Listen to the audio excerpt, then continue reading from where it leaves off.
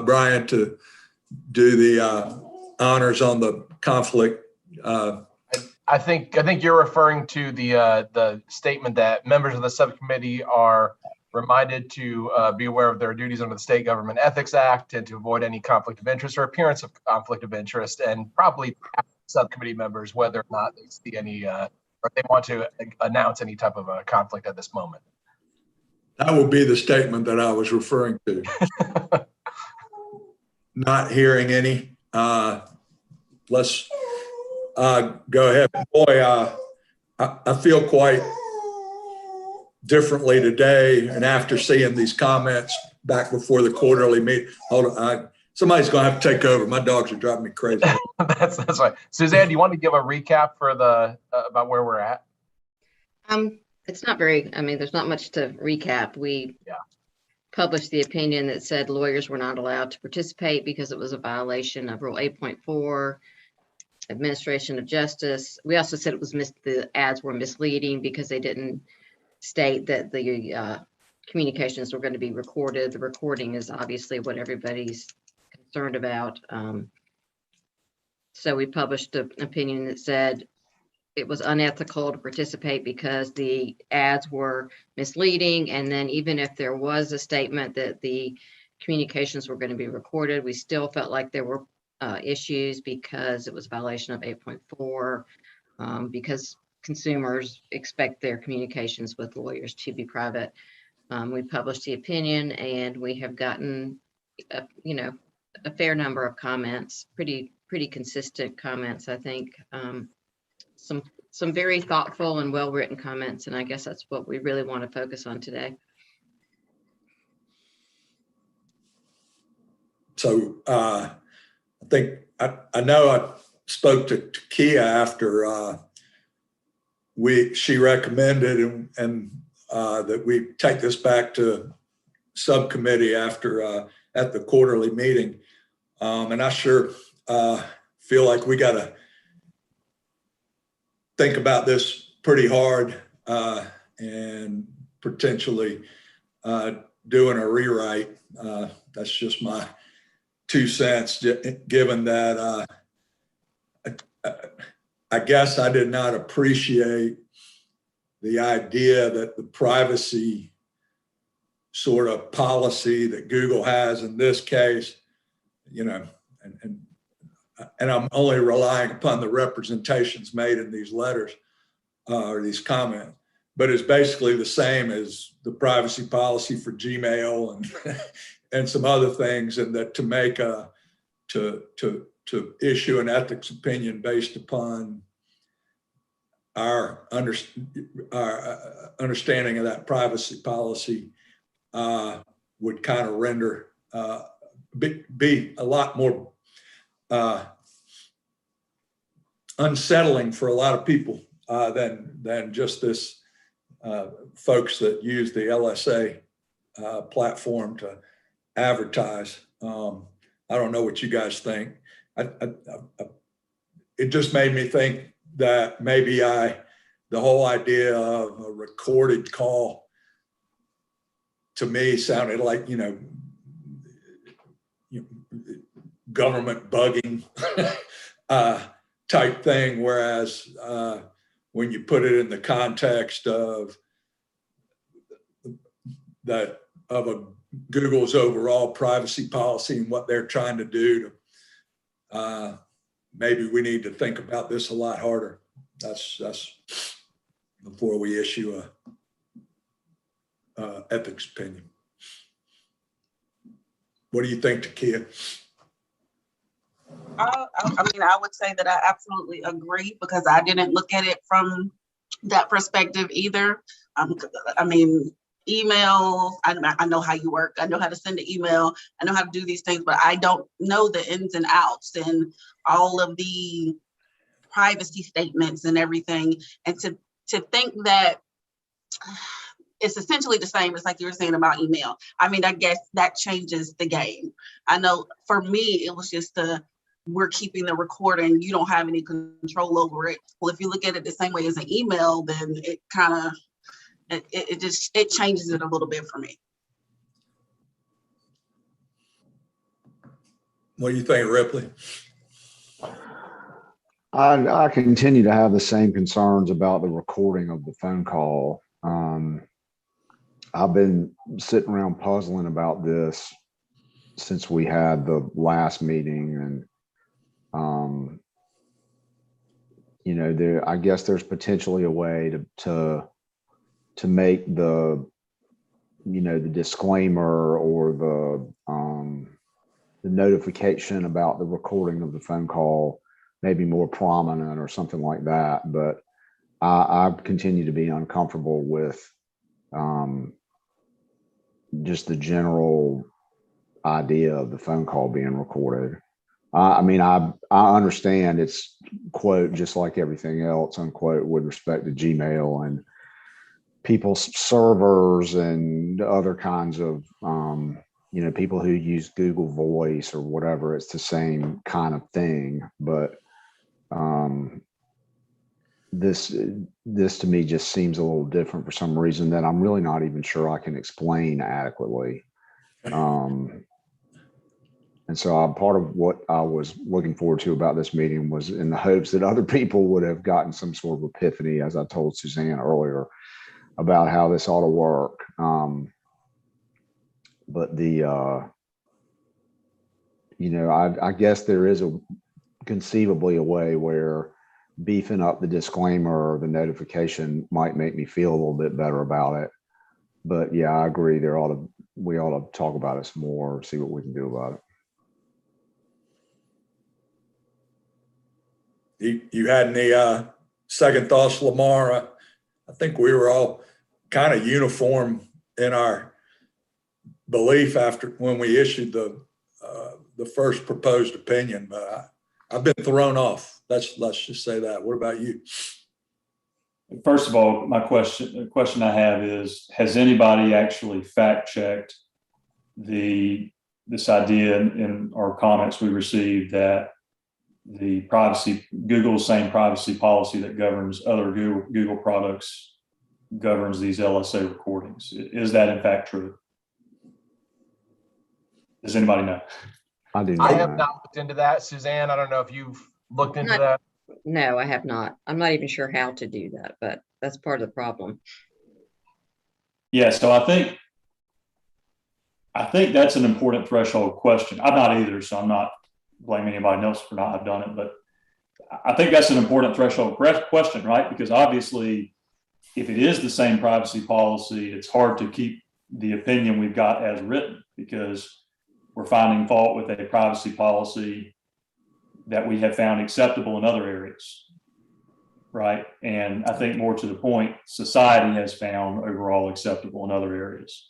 And that's, I think maybe part of what Ripley's struggle is mine as well, which is how do we gauge what societal expectations are with all this stuff, right? Like one of the comments I thought was put it pretty aptly when she said, when I started practicing law 20 some years ago, people thought that talking with clients on cell phones was, unethical or not secure enough or whatever. And then it was email and now we're dealing with other things. So we're dealing with an evolution of technology and how that interfaces with what society expects. I do think, so having framed the issue, how do we judge what society expects? How do we judge what societal expectations are? Personally, and again, I can't prove this, I don't have a study or a survey or anything I could point to, but I do feel like that most average people would find that there is a difference between a certain privacy policy dealing with emails versus that same privacy policy and recording of phone conversations. I think there is a difference there, and I think that most people would find that those things are different. And that most people would say that they would have more expectation of privacy when they're talking verbally with an attorney versus exchanging an email on Gmail. I think most people at this point understand that Gmail keeps their emails and they got, acres and acres of remote backup servers and everything that save these things, and they can be used for certain purposes, potentially, whatever. But I think that more people would find that to be pretty shocking that they actually record conversations on the phone and keep them and reserve the right to disclose those to third parties for certain purposes. So I think that leads me to what Ripley also said. Maybe there is a solution where we can beef up disclaimers. I know we talked about that before, and maybe someone can remind me of what the problems were that we perceived with, because once someone clicks the button and is on the phone and you're on the phone as a lawyer, are we really going to impose a duty to say, hey, don't say anything before you say anything? Let me tell you about this. And maybe the thing that we found wrong with sort of imposing that obligation is that it's just not, it's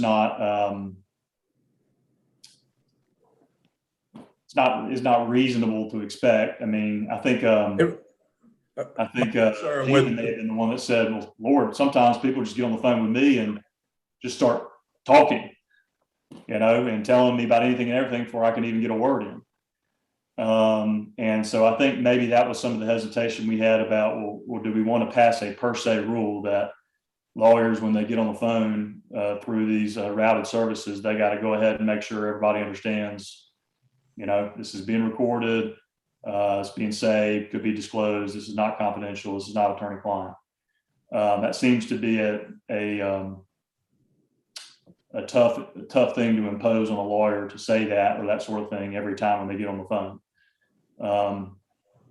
So I don't know. This is just me wrestling back and forth. I don't think at this point, assuming that, like I said, the same privacy policy applies, I don't think we can keep the opinion as written, because it's obvious that, we're too far down the road of letting Google and others save emails and, and do the things that they do, but everybody uses Gmail and Yahoo and whatever. So I think we're too far down the road to find fault with Google's overall privacy policy.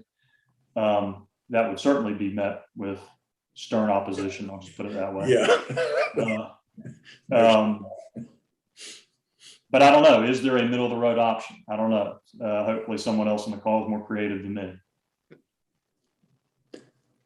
Well, I also am concerned that, the fact that we didn't think about sort of the possibility that this privacy policy was broader than just this LSA and govern all of Google stuff is also sort of things that we're just not thinking about, where, I mean, I don't know, because I'm not out there doing it, but do law firms have third-party vendors that already that trace, or not trace, but kind of track calls for demographics and for where the phone calls are coming from, where they originated, all that kind of stuff, that we would just, require them to make a reasonable inquiry about the security of the thing. And then we have to trust that the lawyer, once they've done a reasonable inquiry, that we kind of say, okay, then that's all right. You can use that. I mean, that's, how we deal with using third party or outside document review services and things like that. I'm just trying to point out that kind of in most of these scenarios, we just require that the lawyer do a reasonable inquiry into the security of the thing. And once they've done that and satisfied themselves of that, unless they have otherwise had some experience that with that service that leads them to think that what they thought was not true, we kind of trust that. And that's where the ethics inquiry ends and risk management and everything else begins. Does that make any sense to you? I guess not. No, Warren, I'll say I think that does actually make sense. That's kind of, for whatever it's worth. I think excuse me, in the same boat as you all, struggling with this one. I think the comments were very persuasive and eye-opening, in a way that I just wasn't really thinking about this. And so which just as an aside, that's, for anybody that watches this on YouTube, this is why comments are so helpful, because it really is a part of formulating the right conclusion to these really tricky questions. So the thing that, like everything that you said, I think is correct, and we've already said it in an ethics opinion. And so one possibility that I'll just kind of offer for the committee's consideration, and this kind of goes in part to a way that we could address the issue. I mean, clearly we have issued a proposed opinion. I think the committee needs to issue something. It may not be an ethics opinion. It could be something like a journal article that expressly says, we published an opinion and that opinion has been withdrawn, and here's the reasons. And we get into all the different analysis with regards to a lawyer's responsibility in utilizing any one of these things. And this is ultimately an evolution of technological capabilities. Even just like Lamar, what you were talking about with societal understandings. I think it's a fascinating question. I think it's a right question, and it's also one of those things that it kind of brings up. Like you talk about the difference. I think, Ripley, as you were saying, the difference between an email and a phone call. I kind of look at it also as this general feeling of, when you're using Gmail, you're intentionally going to Gmail and you're plugging your information in, you're signing up for the account. When you use Google, you're using a product, and you kind of expect that Google is using the data that it's generating and the resulting clicks and so forth to further its own interest. But this is kind of an evolution of the search engine itself, where now it's connecting people by phone, but the call is going through that very search engine, through that company that's monitoring it, where they're collecting even more data. And I think, to be honest, I think this was something that was raised in one of the letters, or maybe just somebody that had told me, Google's not interested in learning all the client confidential information. They're interested in having a better product for advertising purposes. that's their goal here.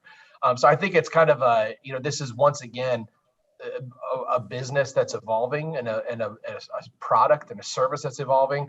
And that in that way, I was telling Suzanne that, we kind of find ourselves stepping into an area like we've done in the past, where we address one specific business or model, like a specific company, only to see that company could very well change what they're doing, which would render our opinion completely useless.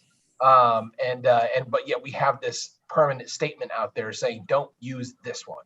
And we, generally want to avoid that, because that could bring up a whole bunch of problems later on down the road. So I think there are some lessons to kind of go over here. But I think maybe that's a question for the subcommittee of, do you think the answer to the question posed has changed? Maybe not so much to you cannot use this, to a straight, yes, you can use this, but more so that, the answer of whether you can use this really depends upon the lawyer's analysis of the situation, the lawyer's analysis of the privacy policies, and taking responsibility, similar to what we instruct lawyers to do when they are using or deciding whether to use a particular case management system, a cloud service, whatever they're using to facilitate their practice. This is just yet another component. So perhaps that's the perspective. And if that is what the committee wants to do, I think it'd be my suggestion that you may not need to issue an opinion, but may need to just kind of issue some other type of very visible public statement, so we still offer guidance to lawyers who are struggling with this issue, but also very clearly say, what happened to this opinion. I mean, to that point, Suzanne wrote that article back when we were considering whether to have an ethics opinion about a lawyer's duty to, when using third-party apps on their phone, and what that meant for security and all this stuff. And we threw up our hands and said, that's crazy. Just write an article, Suzanne. And she wrote a good article. And I feel like, that we're getting into that territory here to some degree, and kind of got blinded to that because of the phone call aspect of it, right? I mean, other than that phone call aspect of it, I think I don't know that we would have ever even gotten this question in the first place as an inquiry. And if we had gotten it as an inquiry, we could have just said, refer back to to prior opinions in Suzanne's article. I feel like that. So I mean, is it the phone call aspect that is really the one hang up that if we could address it maybe a little about on the disclaimer side of things, but other than that, maybe not. Is that middle road path, or do we just want to do an article? What do y'all think?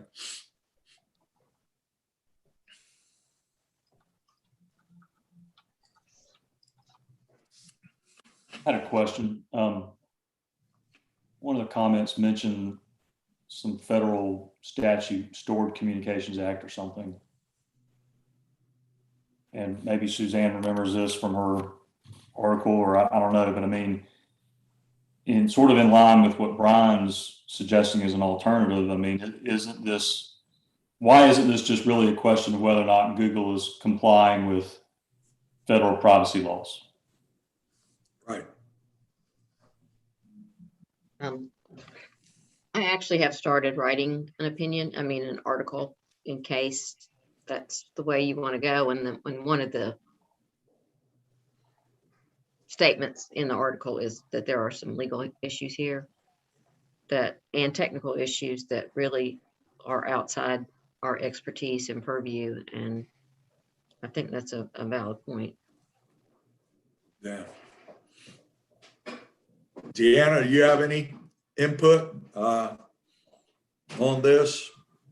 I hadn't planned on saying anything, although the only thing I will say is that I know that you drew the conclusion that there was a difference, or that, we're talking about the difference between email and telephone, but I do know that there are a lot of firms that outsource their intake. And so you've got folks like Ruby receptionists, and I don't know if it's Ring Central or whatever the company is. It's a third-party company that it's a messaging service, and they do record calls. I don't know what the policies are, but I've had a couple of different folks who were concerned about this opinion because they thought it may mean that they can't use that company anymore for their intake, and that would be impacting, I think, smaller folks who can't have an in-house intake service. So I would just bring that to your attention, but I don't have any comments one way or another otherwise. And I suspect lawyers have used messaging services before there was ever an internet. That people, there used to be old businesses around, that will take your calls and farm them out as needed. And I suspect that was being done by lawyers too, at least on that initial intake call. Golly, that's a great point, Deanna. And the thing that was compelling to me was the idea that, Google's not just doing this for advertising purposes, which I think is probably their primary, but they're doing it to get better at filtering out spam calls and all that crap that we get, too, which is a very legitimate purpose. And they do that with their Gmail, I'm sure, just as Microsoft does, and all these other services that we use to do communicating online. And I don't know. I was going to respond further to what Lamar said. I think that we can't just say that if Google is following the federal statutes, that meets the lawyer's duty of confidentiality. That's one aspect of it. But just because Google is complying with those statutes, I don't think that means necessarily that what they're doing satisfies Rule 1.6 or Rule 1.18, but it's one factor.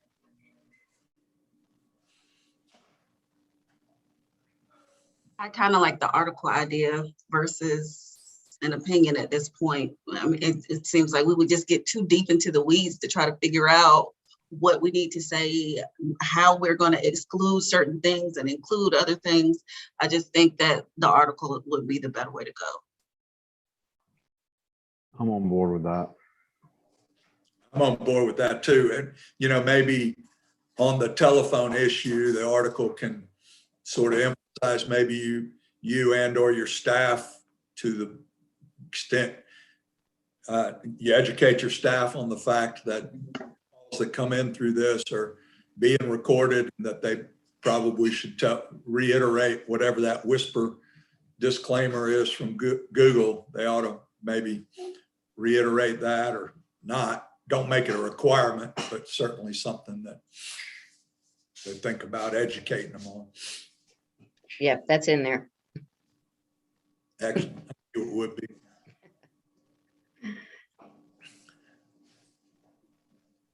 I'm reluctantly on board. I just hate the feeling like we're punting on something rather than taking it head on, but that's my nature.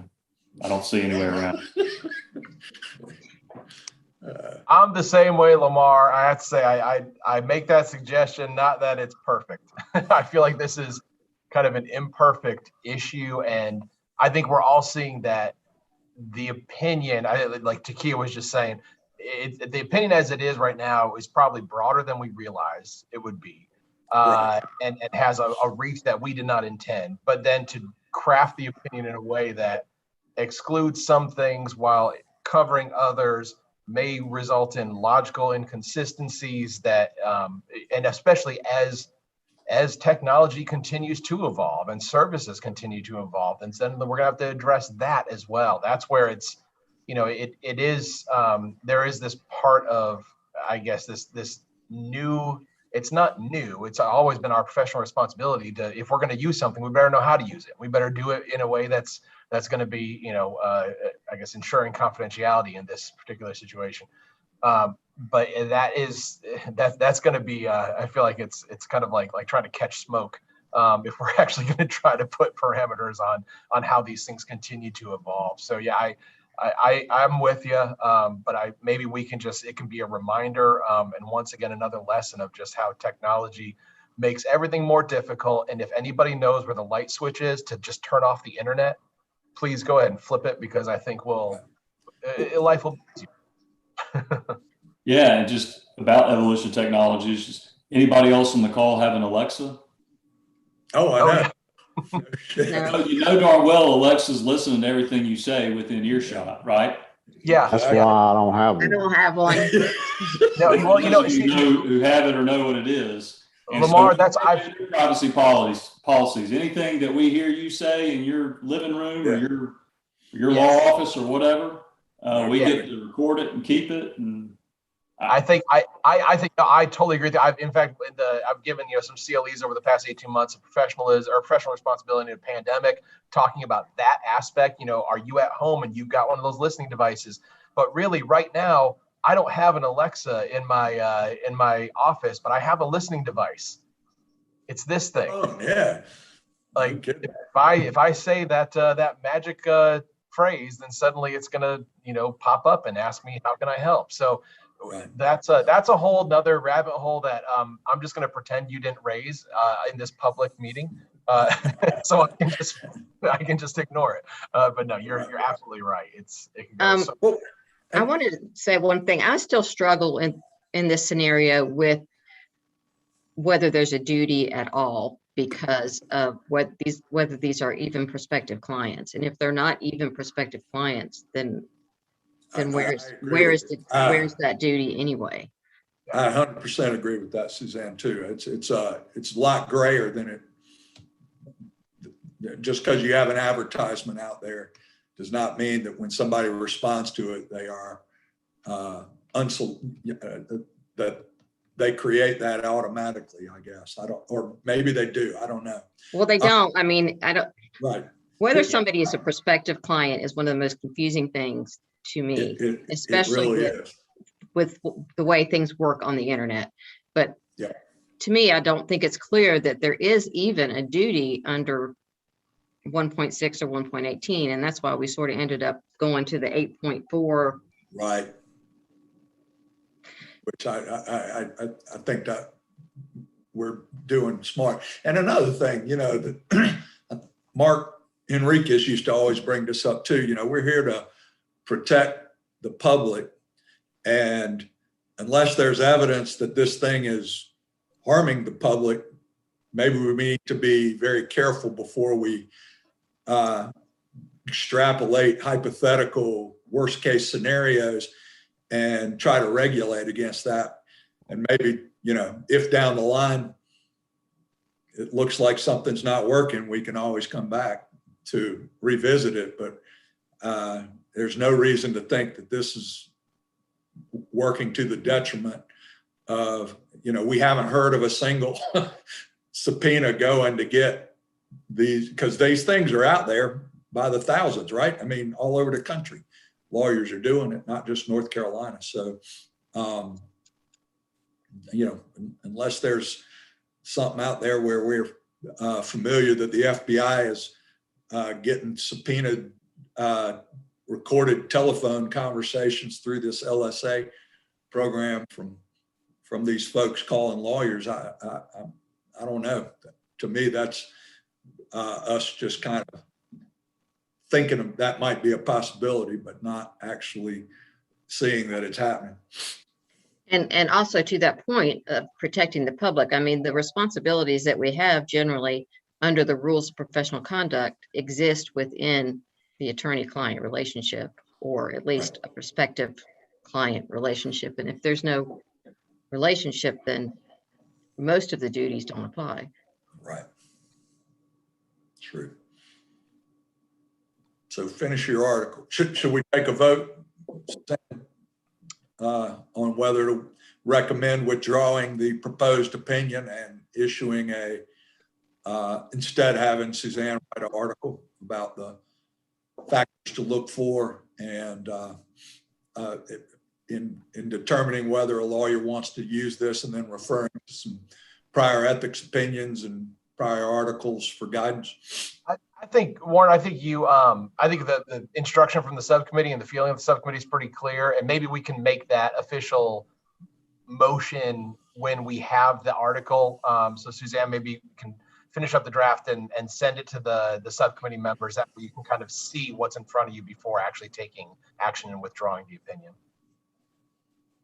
Okay.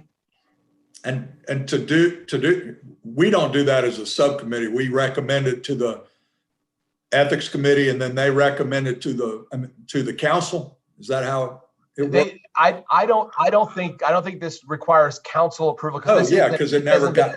That's it's right. Only out there for comment. Gotcha. Right.